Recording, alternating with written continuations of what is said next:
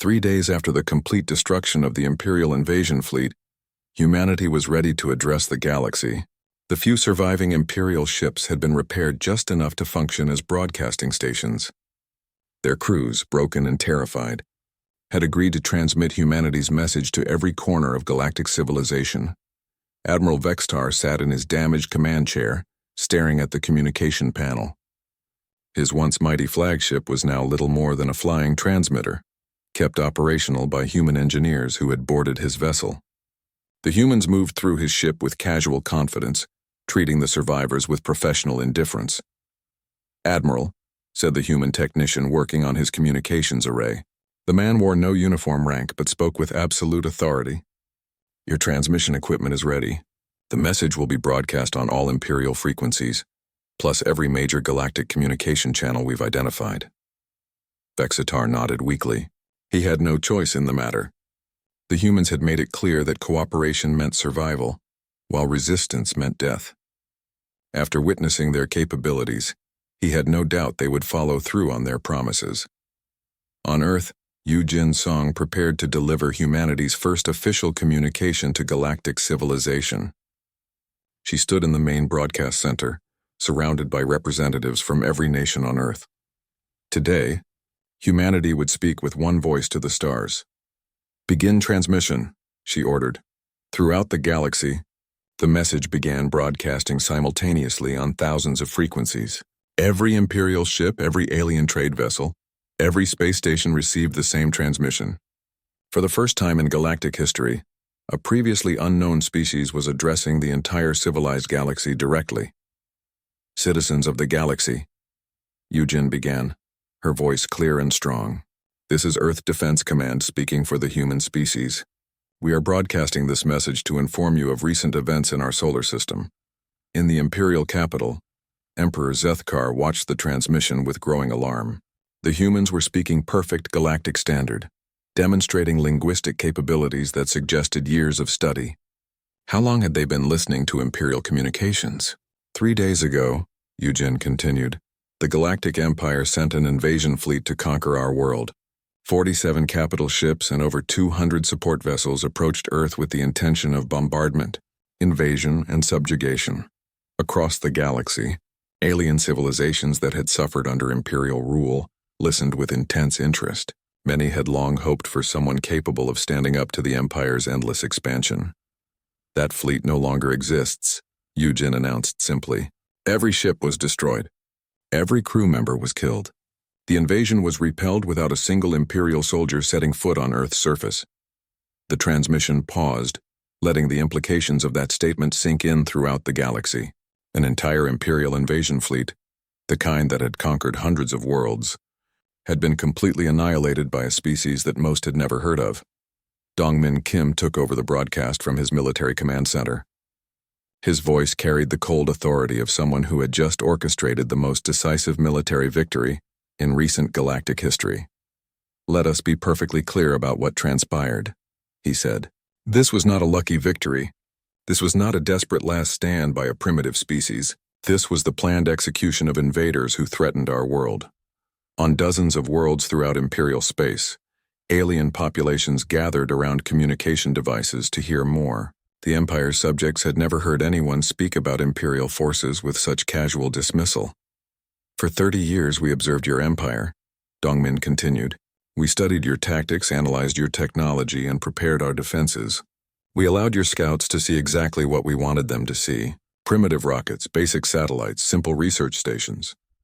Emperor Zethkar leaned forward in his throne, his scaled features showing the first signs of concern. If the humans had been deceiving Imperial intelligence for decades, what else did they know about the Empire's operations? "The reality was quite different," Dongmin said with obvious satisfaction. "Every satellite was a weapon. Every space probe was a sensor platform. Every research station was a military installation. We created the most elaborate deception in galactic history, and your invasion fleet walked directly into our trap." Inho Lee continued the broadcast from his monitoring station. His equipment was tracking the transmission as it spread throughout the galaxy, measuring the response from thousands of different civilizations. "We are broadcasting footage of the battle to demonstrate humanity's capabilities," he announced. "What you are about to see is not propaganda. It is documentary evidence of what happens when you threaten Earth." The transmission began showing recorded footage of the Imperial fleet's destruction, massive warships exploding under kinetic bombardment, fusion warheads detonating throughout the alien formation, the systematic annihilation of what had been considered an unstoppable military force. On the Imperial homeworld, military leaders watched in stunned silence as their most advanced fleet was torn apart by weapons they couldn't even properly identify. The humans had achieved total victory using tactics that defied conventional military doctrine. "This is impossible," whispered General Crathmore, the Empire's supreme military commander. "No species has technology this advanced. Our intelligence reports said they were primitive." Yu Jin Song returned to conclude the message, her voice carrying the weight of humanity's collective judgment. "Citizens of the galaxy, let this be known throughout all civilized space. Earth is not your victim. We are not a primitive species to be conquered and enslaved. We are apex predators who have been patiently waiting for someone foolish enough to threaten us." The camera pulled back to show representatives from every human nation standing together behind her. Earth was presenting a unified front to the galaxy, demonstrating that humanity's response had been coordinated and deliberate. "Any ship that approaches our system with hostile intent will be destroyed before its crew knows we exist. Any species that threatens humanity will learn what it means to face creatures who spent millennia perfecting the art of warfare." She paused, letting her words echo across the galaxy before delivering humanity's final statement. "We are humans. We do not surrender. We do not kneel, and we do not forgive." This message serves as both introduction and warning. Choose your response carefully. The transmission ended with a final image: the wreckage of the Imperial fleet drifting through space around Earth, a monument to the consequences of underestimating humanity. Throughout the galaxy, the response was immediate and dramatic. On worlds that had suffered under Imperial rule, populations celebrated the news that someone had finally stood up to their oppressors. In Imperial space, military commanders frantically revised their assessment of galactic threats. Emperor Zethkar summoned his military council for an emergency session. The Empire's expansion had been based on the assumption that no single species could match their combined might. The humans had just shattered that assumption completely. "How do we respond to this?" he demanded of his generals. General Crathmore studied the footage of the destroyed fleet one more time before answering. "Carefully, my Emperor. Very carefully."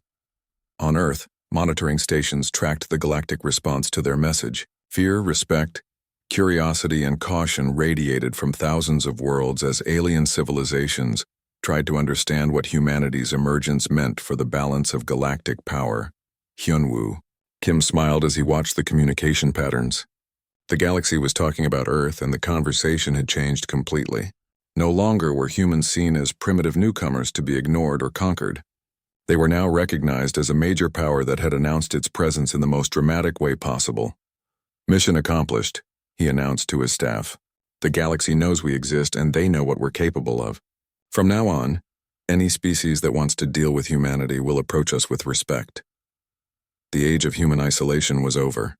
Earth had stepped onto the galactic stage not as victims or supplicants, but as apex predators who had been hiding their true nature until the moment was right to reveal it. The Empire had learned too late that some species were not meant to be conquered. Some were meant to do the conquering, and humanity had just announced their intention to reshape the galaxy according to their own vision of how civilized species should treat each other. The remnants of the Imperial fleet drifted through space like broken toys, their hulls torn open and their crews dead or dying. Admiral Vextar's flagship was still technically intact, but barely. Emergency power flickered throughout the vessel as the few surviving crew members tried desperately to restore basic life support. "Communications are down," reported the ship's remaining technical officer, a young Imperial named Thextan. "Our quantum transmitters were destroyed in the first wave. We can't contact the Empire." What Thextan didn't know was that the communication systems hadn't been destroyed by accident. Seunghwan Choi had specifically targeted them from his facility beneath Mount Fuji. The humans wanted to make sure no word of this disaster reached Imperial space until they were ready. "Sir," Thextan continued, "I'm detecting some kind of jamming field around the entire system.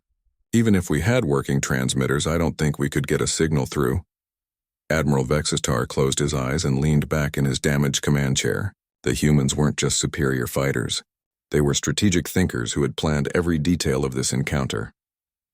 They had cut off all escape routes and all communication channels. The Imperial fleet was completely isolated. On Earth, Mi-Jin Lee coordinated the jamming operation from her facility in the Mariana Trench. Quantum disruption fields powered by fusion reactors created an impenetrable barrier around the solar system. Nothing would get in or out without human permission. Isolation protocol is complete, she announced to the global network. The Imperial fleet is cut off from all outside contact. No signals in, no signals out. They're trapped in a box of our making. But the humans weren't finished with their demonstration yet. They had spent 30 years learning about Imperial technology, studying their weapons, their tactics, their psychology. Now it was time to show the Empire exactly how outmatched they were. Jae-Sung Park monitored the operation from his facility in the Sahara Desert. His installation was disguised as a solar power research station, complete with fake solar panels and energy collection equipment. Beneath the surface, however, was one of humanity's most advanced electronic warfare centers. Beginning Phase 2, he announced. All surviving Imperial ships are now within range of our hacking protocols. The humans had been intercepting Imperial communications for decades. They had learned the Empire's computer languages, their security protocols, their system architectures. Now they put that knowledge to devastating use. One by one, the surviving Imperial ships found their computers being invaded by human viruses. Navigation systems began displaying false information. Weapon targeting computers locked onto empty space. Life support systems started cycling randomly, making the air alternately too hot and too cold. "What's happening to our systems?" demanded Commander Kolvash from his position on the flagship's bridge. Half his face was bandaged from the earlier attacks and his voice was weak with pain and exhaustion. "Unknown, sir," Thexdan replied, frantically working at his damaged console. "Our computers are behaving erratically. It's almost like they're being controlled remotely, but that's impossible. No species has that level of electronic warfare capability." Admiral Vextar laughed bitterly.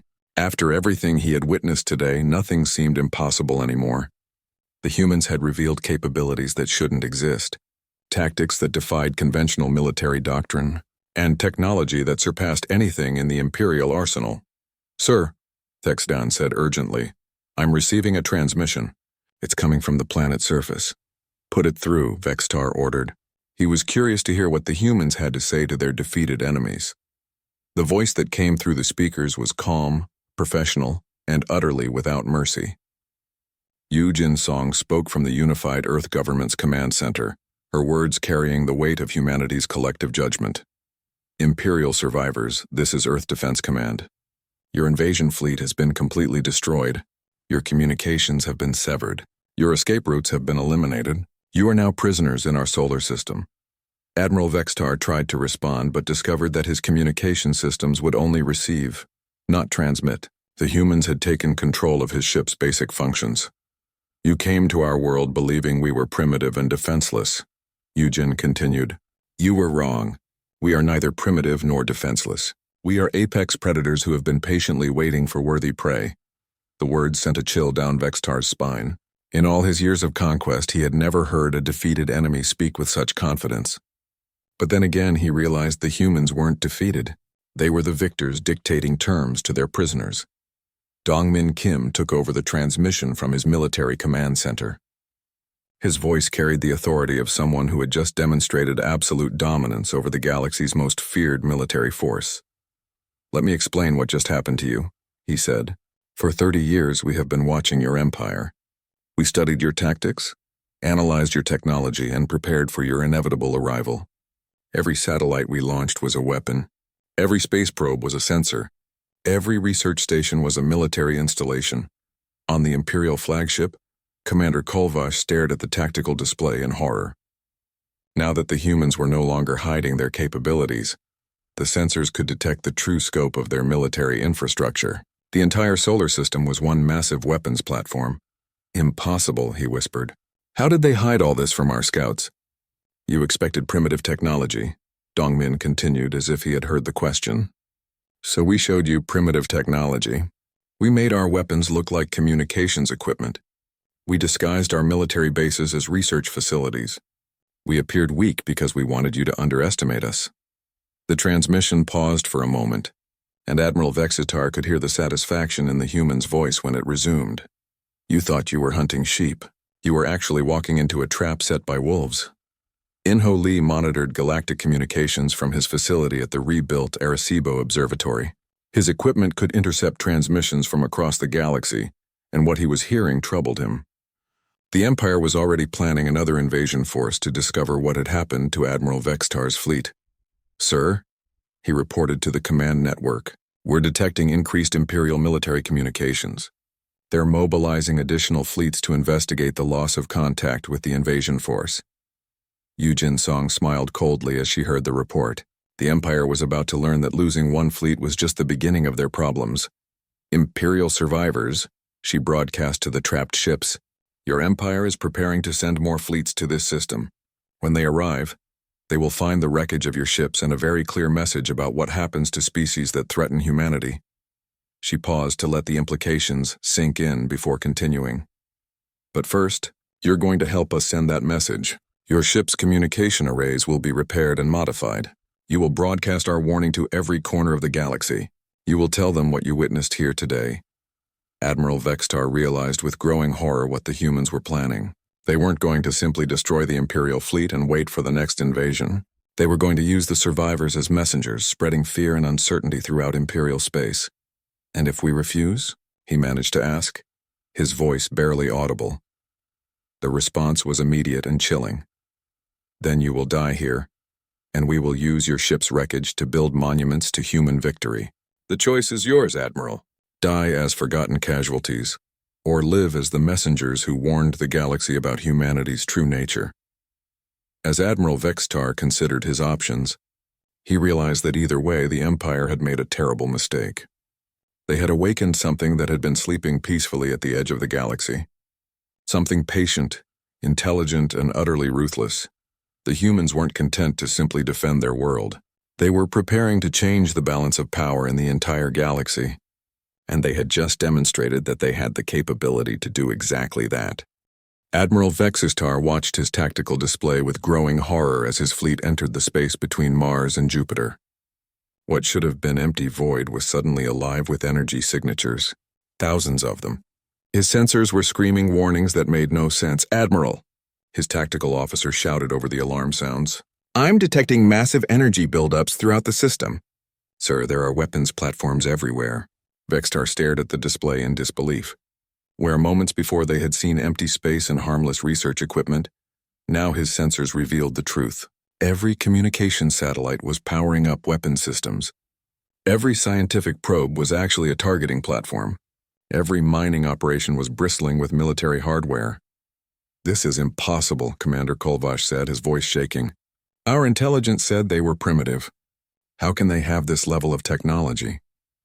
On Luna Base, Taemin Song watched the alien formation with cold satisfaction. The Imperial fleet had walked directly into the center of humanity's kill zone, exactly as planned. "All stations, this is Luna Control," he broadcast to the global network. "Execute blackout protocol. Show these invaders what happens when you threaten Earth." The first wave hit the Imperial fleet like the hammer of an angry god. Tungsten rods, each weighing several tons, had been accelerated to incredible speeds by hidden mass drivers throughout the solar system. They struck Imperial shields with the force of small nuclear weapons, but without the radiation signature that might have warned the enemy. "Port shields are failing," screamed the Imperial shield operator. "Multiple impacts on sections 7 through 12. We're losing structural integrity." Admiral Vextar grabbed onto his command chair as the flagship shuddered under the impact.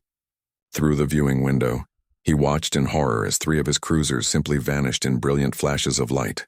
The tungsten rods had punched through their shields and hulls like they were made of paper. Yoon-ji Kim coordinated the first wave from her facility beneath Lake Baikal. Her screen showed perfect accuracy as kinetic weapons found their targets across the alien formation. "First wave successful," she reported. "Enemy fleet has lost 8 capital ships and 15 support vessels. Remaining ships are taking heavy damage. Beginning second wave targeting sequence." But the kinetic weapons were just the beginning. As the Imperial fleet tried to recover from the first assault, humanity revealed the next layer of their trap. Hidden throughout the asteroid belt, thousands of automated drones suddenly powered up and began accelerating toward the enemy formation. One sick Park activated his systems from the Titan facility. His drones had been disguised as space debris and inactive mining equipment. Now they revealed their true purpose as they streaked toward the Imperial fleet at impossible speeds. "Second wave deploying," he announced. 4,000 fusion-armed drones are inbound. Estimated contact in 30 seconds. Each drone was no larger than a fighter craft, but they carried fusion warheads that could vaporize an entire city block. More importantly, they were completely automated and moved too fast for Imperial point defense systems to track effectively. "Incoming missiles," the Imperial tactical officer shouted. "Thousands of them. How did they launch so many without us detecting the launch signatures?" Admiral Vextar realized the horrible truth. The humans hadn't launched anything. The weapons had been in position for years, waiting patiently for their moment. Every piece of space debris, every inactive probe, every abandoned satellite had actually been a weapon in disguise. "Evasive maneuvers," he commanded. "All ships scatter formation and prepare for—" His order was cut short as the first fusion warheads began detonating throughout his fleet. The drones were programmed to sacrifice themselves in kamikaze runs, turning each one into a guided nuclear bomb. Imperial shields that had withstood the bombardment of entire planetary defense. Forces were overwhelmed by the sheer number of simultaneous impacts. Sung Hwan Choi watched the destruction from his facility beneath Mount Fuji. The automated systems were performing exactly as designed, selecting targets and coordinating attacks with inhuman precision. "Enemy fleet cohesion is breaking down," he reported. "They're trying to scatter, but our targeting systems are tracking every ship individually. No escape routes detected."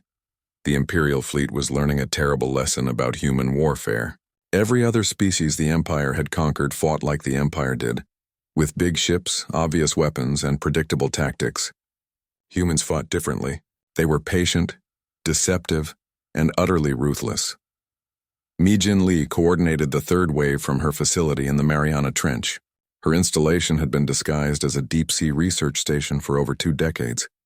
Now it revealed its true purpose as one of the most sophisticated command centers in the solar system. "Activating final phase weapons," she announced. "All ships within the kill zone are now targeted for complete elimination." The third wave was the most devastating of all. Hidden within the rings of Saturn, massive railguns began firing streams of projectiles at near light speed.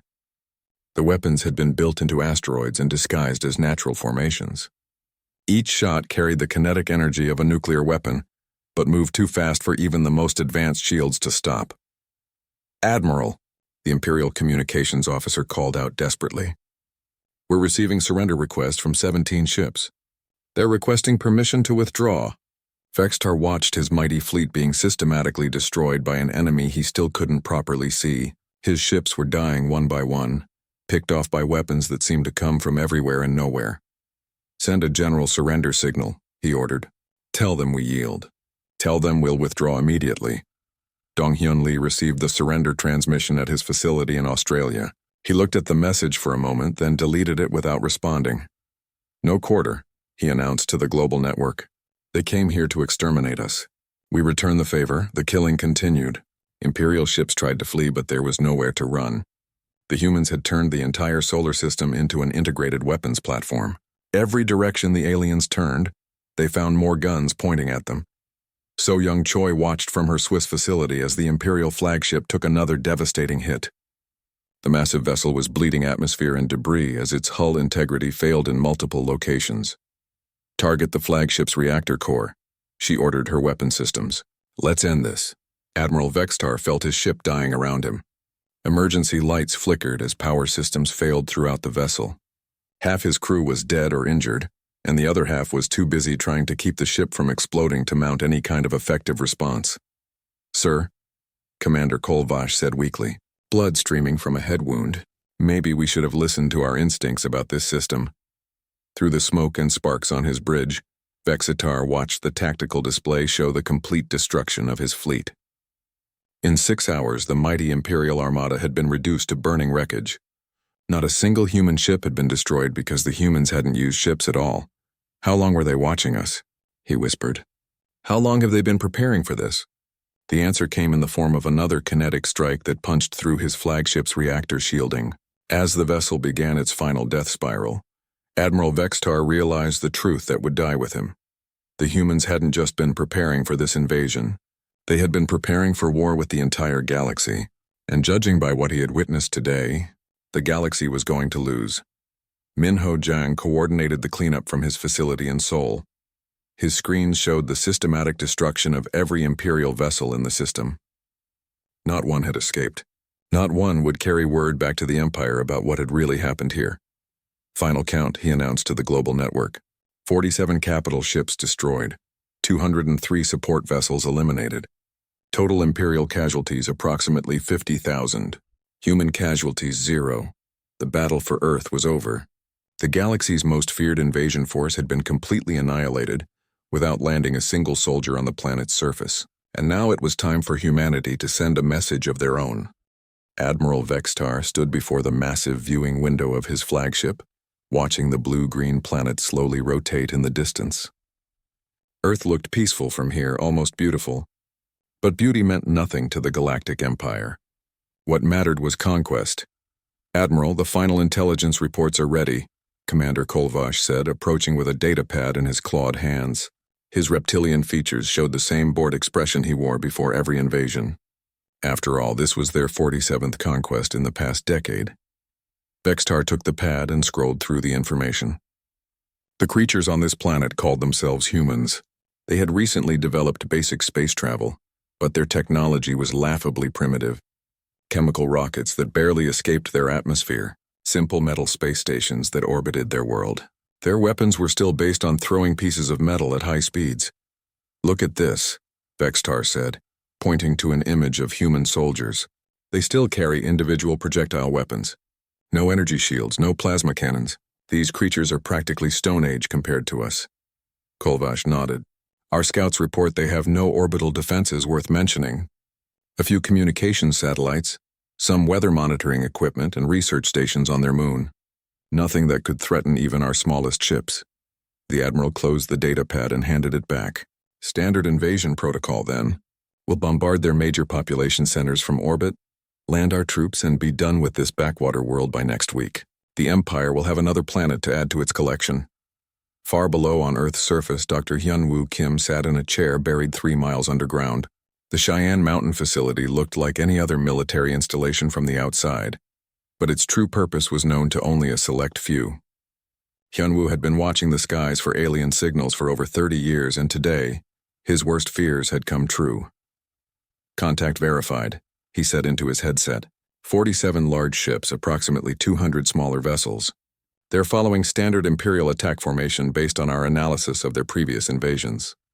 Ji-Hai Park, his military liaison, walked over to his workstation. Her face was calm, but Hyunwoo could see the tension in her eyes. They had all known this day would come eventually. The question was whether humanity was truly ready. "How long do we have?" Ji-Hai asked. 72 hours until they reach optimal bombardment range, Hyunwoo replied. Maybe 74 if they maintain their current speed. Ji-Hai picked up a red phone that connected directly to facilities around the globe. "Protocol Omega is now in effect. Repeat, Protocol Omega is active.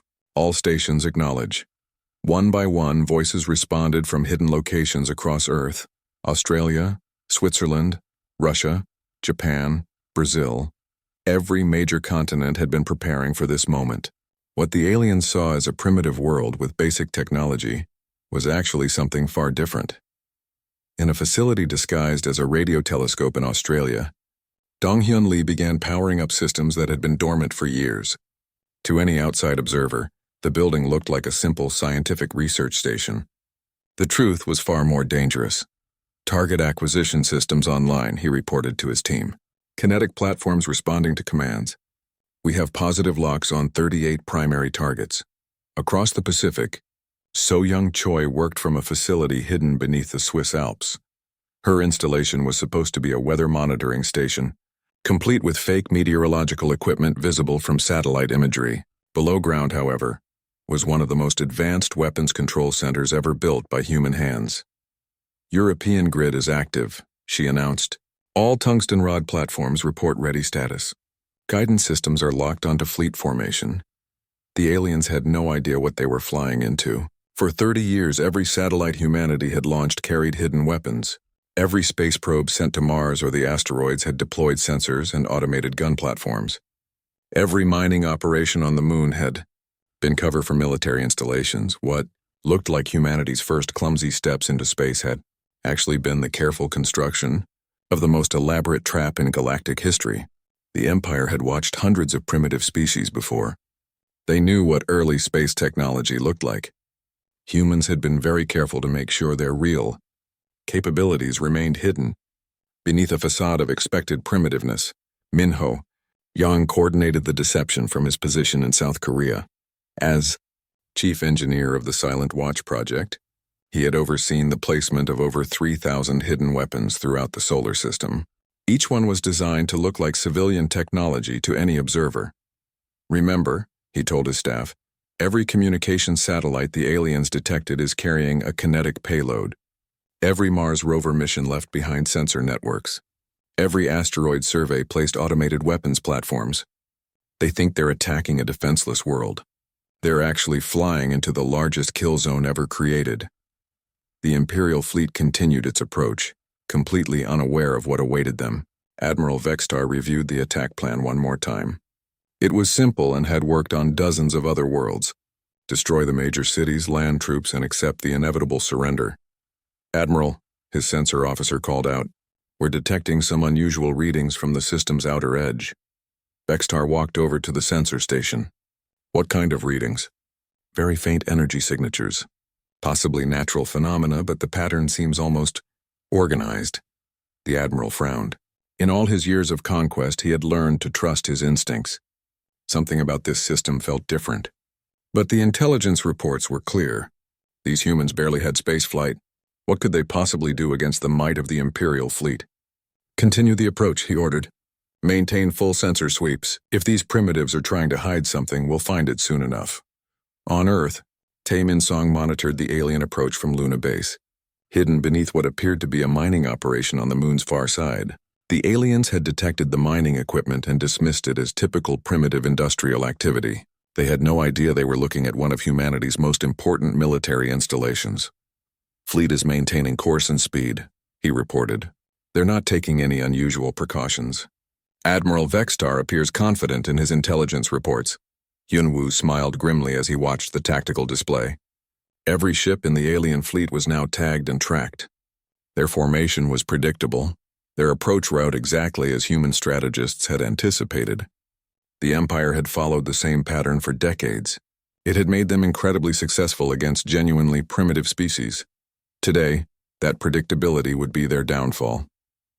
All stations report ready, Ji-Hai announced. Weapon systems are armed and locked. We have firing solutions on every target, awaiting final authorization. The moment humanity had prepared for over 3 decades was finally at hand. Soon the galaxy would learn that Earth was not another helpless victim. They were about to discover what happened when apex predators decided to stop hiding and start hunting. The Imperial fleet crossed the orbit of Neptune, and Admiral Vextar began to feel more confident. The outer system showed no signs of defensive installations. No weapon platforms, no patrol ships, no military bases. Just empty space and a few small research probes that the humans had sent to study their outer planets. Sensor sweep complete, Admiral, reported his science officer. We've detected 17 small automated probes throughout the system. They appear to be scientific equipment studying radiation, magnetic fields, and planetary atmospheres. Typical primitive research technology. Vextar nodded approvingly. This was exactly what he expected from a species that had barely achieved interplanetary travel. The humans were still in their curious exploration phase, launching small robots to study their neighborhood. Soon they would learn that curiosity was a luxury they could no longer afford. Any sign of military installations? He asked. None detected, sir. We're seeing what appears to be a mining operation on their moon, some communication satellites, and various research stations. Nothing that poses any threat to the fleet. What the Imperial sensors could not detect was the true purpose of those research probes. Each one had been carefully designed to look exactly like the primitive scientific equipment the Empire expected to find, but hidden within their innocent exteriors were quantum communication arrays. sensor networks and targeting systems. On Earth, Dong-Hyun Lee watched the alien fleet's progress from his station in Australia. His facility was hidden beneath what looked like a radio astronomy observatory. To any orbital scan, it appeared to be exactly what it claimed to be. The large radio dishes moved and tracked objects across the sky just like real telescopes would. "Fleet has passed checkpoint Alpha," he reported to the global network. "All stealth protocols are working perfectly. They're reading our installations as expected civilian infrastructure." In her facility beneath the Swiss Alps, So-Young Choi smiled as she watched the tactical display. The aliens were following their predicted approach route exactly. Every move they made had been anticipated and planned for. Humanity had studied Imperial invasion patterns for decades, analyzing captured transmissions from their previous conquests. "Target tracking is perfect," she announced. "All kinetic platforms are locked onto their formation. They have no idea they're flying through our targeting grid." The truth that the Empire could not see was that humanity's primitive space program had been the most elaborate military deception in galactic history. Every satellite launch, every space probe mission, every lunar expedition had been carefully planned to hide the construction of an enormous weapons network. What looked like communication satellites were actually kinetic weapon platforms, each carrying multiple tungsten rods that could be fired at incredible speeds. What appeared to be asteroid mining equipment were automated gun platforms with fusion-powered railguns. What seemed like scientific research stations were actually sensor networks that could track and target enemy ships across the entire solar system. Min-Ho Jang coordinated the revelation from his control center in Seoul. As the chief architect of humanity's deception, he felt a deep satisfaction watching the alien fleet walk blindly into his trap. "Activation sequence beginning," he announced to his team. "All platforms are responding to wake-up signals. The web is coming online." Throughout the solar system, thousands of hidden weapons began their final preparations. Systems that had been dormant for years suddenly came to life. Targeting computers calculated firing solutions. Kinetic accelerators charged their magnetic coils. Automated platforms turned toward their designated targets. The Imperial fleet continued its approach, completely unaware that they were being watched and targeted by more sensors than had ever been focused on a single enemy formation in human history. "Admiral," called out the fleet's tactical officer, "I'm detecting some unusual energy patterns from the inner system." Vextar walked over to examine the readings. "What kind of energy patterns?" "Very faint, sir. It almost looks like activation signatures. But that would require advanced technology, and we know these humans are primitive." The Admiral studied the data carefully. In his 47 conquests, he had learned to pay attention to anomalies. But the intelligence reports were clear. Human technology was decades behind even the weakest Imperial systems. Probably natural phenomena, he decided. Solar flares, magnetic field fluctuations, that sort of thing. Continue monitoring, but maintain course and speed. On Luna Base, Taemin Song was putting the final touches on humanity's greatest deception. His facility was hidden beneath a mining complex that had been operating openly for 20 years.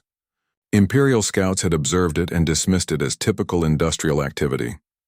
"Lunar platforms are fully active," he reported. "Mass drivers are loaded and targeted. Nuclear pulse engines are ready for rapid deployment sequences." What the aliens had dismissed as simple mining equipment were actually the most powerful weapons in humanity's arsenal. The ore processing facilities were fusion reactors. The cargo launchers were mass drivers capable of throwing multi-ton projectiles at significant fractions of light speed. The mining vehicles were actually mobile weapons platforms equipped with tactical nuclear devices. Yoonji Kim monitored the deception from her station beneath Lake Baikal. Her facility was supposedly a deep-water research station studying marine biology. The reality was that it housed one of the most sophisticated command and control centers ever built.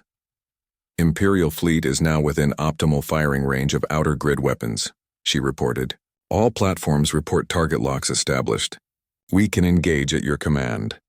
The moment of truth was approaching. For 30 years, humanity had maintained the pretense of being a primitive species, taking its first tentative steps into space. They had carefully controlled what the Empire could observe, making sure every piece of technology appeared to be exactly what a newly spacefaring civilization would possess. The deception had been perfect, too perfect, and now the Imperial fleet was about to learn the price of underestimating humanity. One sick Park prepared his systems from a facility hidden within Titan's thick atmosphere. To Imperial sensors, his station appeared to be an atmospheric research probe studying Saturn's largest moon. The truth was that Titan's dense atmosphere provided perfect cover for a military installation that the enemy would never see coming. Titan platforms are ready for deployment, he announced. Stealth fighters are armed and fueled. Fusion torpedoes are locked onto primary targets. Admiral Vextar was beginning to feel uneasy. The energy readings from the inner system were getting stronger, and his instincts told him something was wrong. But what could possibly threaten his fleet? The humans had no space navy, no orbital fortifications, no advanced weapons technology. Admiral, his communications officer, called out. We're receiving a transmission from the planet. Vextar straightened up. Finally, the inevitable surrender. Every species eventually realized the futility of resistance when faced with Imperial power. Put it through, he ordered. Instead of a plea for mercy, a calm voice spoke in perfect Imperial standard. Imperial Fleet, this is Earth Defense Command. You have entered our solar system with hostile intent. You have one opportunity to turn around and leave. This is your only warning. The bridge fell silent. The transmission had come from a planet that supposedly had no long-range communications capability. Moreover, the signal was being broadcast on frequencies that required advanced quantum technology. How is this possible? Kolvash whispered. They're not supposed to have this level of technology. Vexitar's blood ran cold as he realized the truth. The intelligence reports had been wrong. Completely wrong. This wasn't a primitive species taking its first steps into space. This was something else entirely. All ships' battle stations, he commanded. Raise shields, charge weapons. We may have walked into a trap. On Earth, Hyunwoo Kim smiled as he watched the alien formation suddenly shift into defensive postures. After 30 years of preparation, the moment had finally arrived. All stations, this is command, he broadcast to the global network. The masquerade is over. Show them what humanity is really capable of. Across the solar system, the greatest deception in galactic history came to an end. The sleeping giant was about to wake up, and the Imperial fleet was about to learn that they had not come to conquer a defenseless world. They had flown directly into the jaws of the galaxy's apex predators.